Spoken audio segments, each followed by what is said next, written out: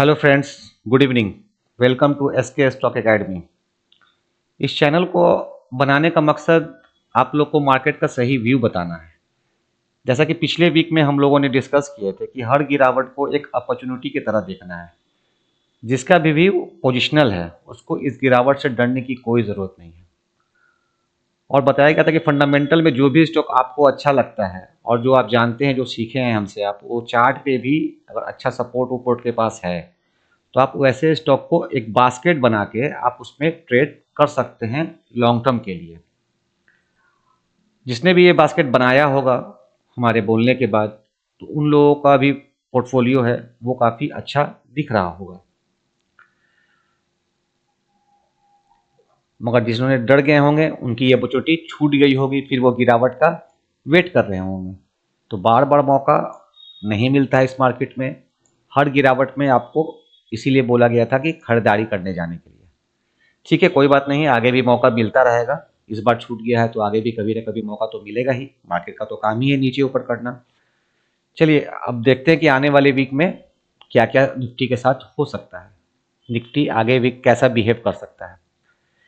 सबसे पहले थोड़ा सा पिछले वीक जो हम लोग डिस्कस किए थे कि ये जो लो है इस दिन का 22,182 था। ये आप लोग को याद भी होगा या पिछली वीडियो में जाकर देख सकते हैं कि 22,182 अच्छा सपोर्ट का काम करेगा। हम लोग को दिखा भी कि यहाँ से प्राइस अप मूव की तरफ गया। और हम लोगों ने एक बात और किए थे कि ये जो लेवल था 23,500 का, ये 23,500 का लेवल गैप अप के द्वारा ब्रेक हो जाए तो यहाँ दिखेगा कि गैप अप से ये ब्रेक भी हो गया है। अब ब्रेक होने के बाद सस्टेन करने की बात हम लोग कर रहे थे, तो ये सस्टेन भी हो गया है। अब यहाँ पे सवाल है कि अब आगे निफ्टी कैसे मूव कर सकता है। तो अभी रिसेंट में दिखेगा कि 24,300 एक अच्छा रेजिस्टेंस का काम कर सकता है। और नीचे में सपोर्ट की बात करें तो पहला सपोर्ट 23,500 होगा, दूसरा आपका 23,150 के पास सपोर्ट होगा। जब तक निफ्टी इस जोन के ऊपर है, इस बॉक्स के ऊपर है, तब तक डरने की कोई ज़रूरत नहीं है।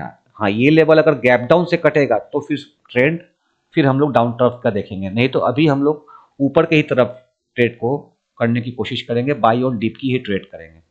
उसका रीज़न क्या है कि एफ का जो डाटा आया है इस बार, उस पर दिखा क्या है कि एफ लगातार सेलिंग में थे। यहाँ पे दिख रहा होगा आपको कि 26 फरवरी से लेके 27, मतलब जितना ट्रेडिंग सेशन हुआ अप्रॉक्स 27 हुआ, ये लगातार ये लोग क्या थे, सेलिंग में थे। मगर ये 10 तारीख की जो क्लोजिंग हुई है 10 अप्रैल फ्राइडे की, वो क्लोजिंग हुई है प्लस में।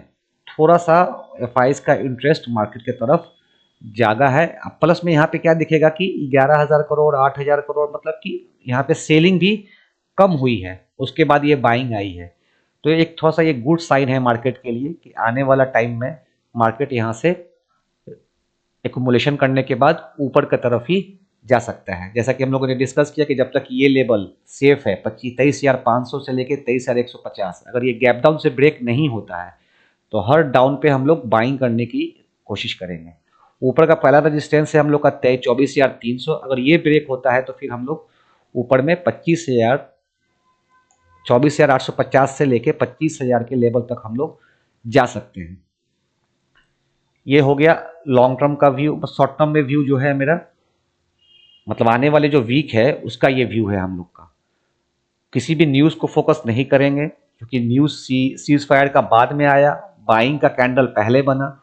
जो इस कैंडल की हम बात कर रहे हैं उस जाके पिछली वाली वीडियो में देखेंगे तो आपको साफ बोला हुआ था कि इस डे का जो लो है वो अच्छा सपोर्ट का काम करेगा। ये लो 25,182 के पास था, ये अच्छा सपोर्ट काम का काम करेगा। अब यहाँ से मार्केट एग्जैक्ट रैली आया जो कि चला गया आपका 24,000 के आसपास, 24,000 प्लस ही हो गए हम लोग।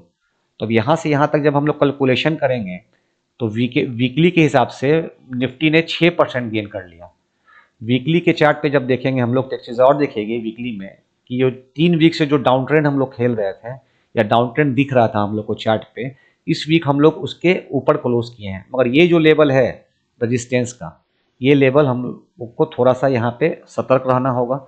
अगर ये भी अगर ब्रेक होता है गैप अप के द्वारा तो फिर हम लोग आराम से 24,900 के आसपास, 850 से 25,000 का जो जोन है यहाँ पे हम लोग अच्छे से चले जाएंगे। इसमें कोई किंतु परंतु वाली बात नहीं होगी। क्योंकि यहाँ पे हम लोग बोलेंजर बैंड को भी जब देखेंगे हम लोग, तो हम लोग को लेवल वही दिखेगा, बोलेंजर बैंड का अपर बैंड, क्योंकि हम लोगों ने बात किया कि 20 SMA के ऊपर सस्टेन करे, तो सस्टेन तो ये कर गया है। अब यहाँ पे अपर बैंड भी रेजिस्टेंस का काम करता है, तो अपर बैंड या ये रेजिस्टेंस दोनों एक ही जगह है। तो इस लेवल को गैप अप के द्वारा कटना बहुत ही ज़रूरी है, क्योंकि गैप अप के द्वारा कटेगा तभी जाके हम लोग यहाँ पे कुछ ट्रेड के बारे में सोचेंगे। जब तक इस लेवल पे है, तो यहाँ पे अगर कल गैप अप खुलता है मंडे को मार्केट, तो थोड़ा सा यहाँ सतर्क होना है।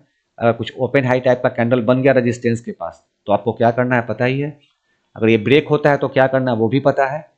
तो हमेशा चार्ट को फॉलो कीजिए। न्यूज़ तो सेकेंडरी है, न्यूज़ तो आते जाते रहेगा, न्यूज़ पे फोकस कम कीजिए, टोटल अपने स्टडी पे फोकस कीजिए, जो भी आप पढ़े हैं आप उस पर फोकस कीजिए।